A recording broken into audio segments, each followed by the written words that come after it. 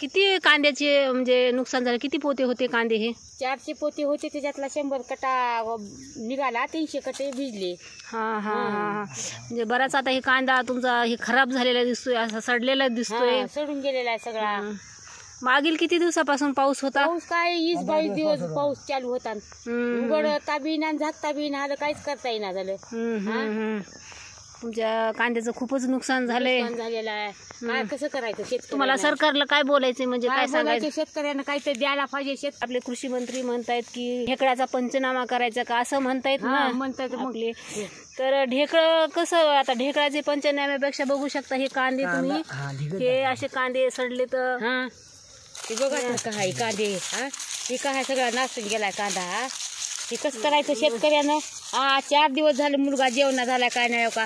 कसं करायचं ही? हे ना काय उघडू दिलं का, भरू दिलं का, काय करू दिलं? हे म्हणजे एकदम फतफत असे कांदे फतफत झालेले इथं.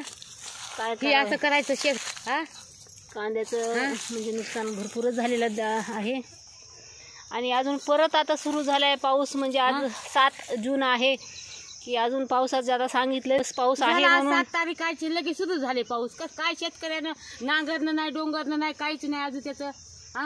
लोकांचे व्याजाने शेतकऱ्यांनी पैसे काढून हे शेतकऱ्यांनी म्हणजे आता हे लावलेलं पीक आहे, तर ह्याचं किती नुकसान आहे. किती नुकसान आहे उमा, सांगू नको मला. ते काय सांगायचे काय नाही.